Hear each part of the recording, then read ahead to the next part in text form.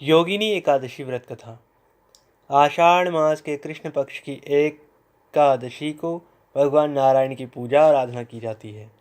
श्री नारायण भगवान विष्णु का ही एक नाम है, अतः अन्य एकादशियों के समान ही भगवान विष्णु अथवा उनके लक्ष्मी नारायण रूप की पूजा आराधना करने का विधान है और दान आदि की क्रियाएं भी करने का विधान है। इस एकादशी का व्रत करने से संपूर्ण पापों का क्षय हो जाता है और पीपल का वृक्ष काटने जैसे पाप तक से मुक्ति भी मिल जाती है। किसी के दिए हुए शाप का निवारण भी हो जाता है योगिनी एकादशी का व्रत करने से।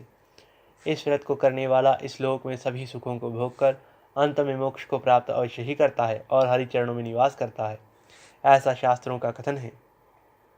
निर्जला एकादशी व्रत कथा संपूर्ण वृतांत सुनने के पश्चात धर्मराज युधिष्ठिर ने भगवान श्री कृष्ण से कहा, हे माधव, अब आप कृपा करके मुझे आषाढ़ मास के कृष्ण पक्ष की एकादशी के महात्म्य, विधि विधान आदि को इसके नाम सहित बतलाइए।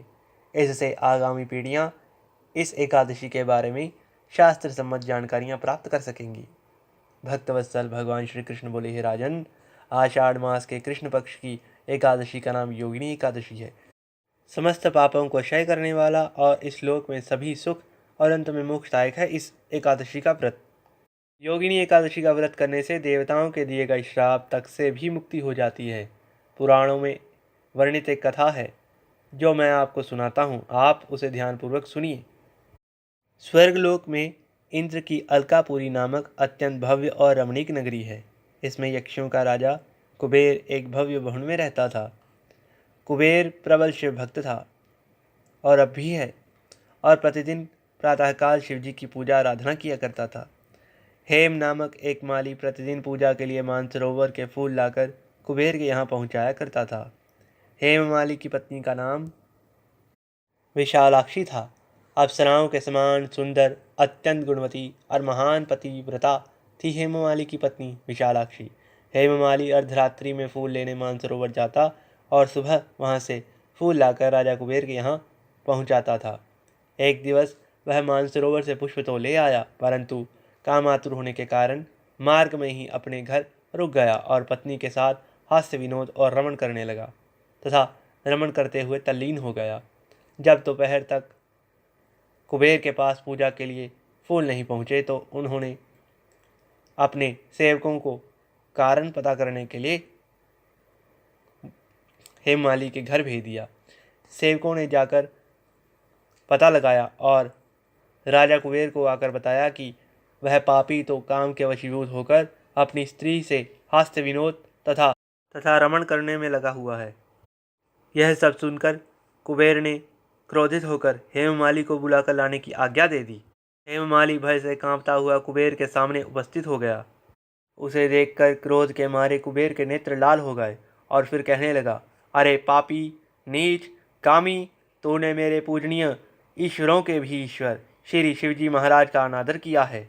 इसलिए मैं तुझे शाप देता हूँ कि तू स्त्री का वियोग सहेगा और मृत्युलोक में जाकर कोढ़ी होगा। कुबेर के शाप के कारण वह माली स्वर्ग से पृथ्वी पर जा गिरा और उसी क्षण कोढ़ी हो गया। मृत्युलोक में आकर हेममाली ने घोर कष्ट भोगे। भयानक जंगलों में बिना अन्न और जल के भटकता रहा। रात्रि को उसे निद्रा भी नहीं आती थी, परंतु शिवजी की पूजा के प्रभाव से उसको पिछले जन्म की स्मृति का ज्ञान अवश्य रहा। घूमते घूमते एक दिवस वह मार्कंडेय ऋषि के आश्रम में जा पहुंचा। हेममाली वहां जाकर उनके चरणों में गिर पड़ा। उसको देखकर मार्कंडेय ऋषि बोले, तूने कौन से ऐसे पाप किए हैं जिससे तू कोढ़ी होकर महान दुख भोग रहा है? हेममाली बोला, हे मुनि, मैं कुबेर का सेवक हूँ। मैं राजा की पूजा के लिए प्रतिदिन पुष्प लाया करता था। एक दिवस अपनी स्त्री के साथ विहार करते करते विलंब हो गया और दोपहर तक पुष्प लेकर ना पहुंचा तो उन्होंने मुझे श्राप दे दिया कि तू अपनी स्त्री का वियोग सहते हुए मृत्युलोक में जाकर कोढ़ी बनकर दुख भोग। इसी कारण से मैं कोढ़ी हो गया हूँ और महान कष्टों को भोग रहा हूँ।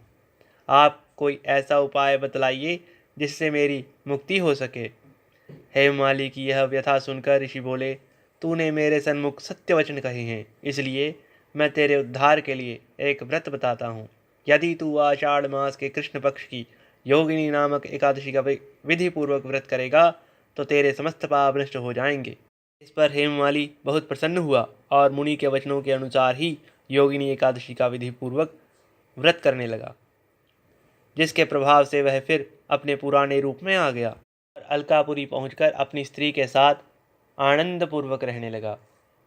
श्री कृष्ण ने आगे कहा, हे राजन, इस योगिनी एकादशी के व्रत करने का पुण्य फल 88,000 ब्राह्मणों को भोजन कराने के बराबर है, जबकि इसकी कथा पढ़ने व सुनने मात्र से मनुष्य सभी पापों से छूट जाता है। इसलिए नियम पूर्वक श्रद्धा के साथ इस व्रत का पालन अवश्य ही करना चाहिए। और इस व्रत में तुलसी पूजन, पीपल पूजन, शालिग्राम अभिषेक अवश्य ही करना चाहिए, जिससे कि प्रभु प्रसन्न होते हैं। और गौ माता की सेवा करनी चाहिए, उन्हें चारा खिलाना चाहिए। इस व्रत में भी निंदा, चुगली आदि झूठी गवाही या झूठे पाप जैसे कर्मों से बचना चाहिए। इसमें कोई किसी से द्वेष नहीं करना चाहिए, किसी का बुरा नहीं करना चाहिए। अगर हो रहा है तो उसे रोकने का प्रयास करना चाहिए। यदि सामर्थ्य नहीं है रोकने का, तब प्रभु से प्रार्थना करनी चाहिए, परंतु किसी का अनिष्ट करना ये व्रत को नष्ट कर देगा, इसलिए किसी का अनिष्ट कभी ना करें। इस व्रत में लक्ष्मी नारायण अभिषेक भी अवश्य ही करें।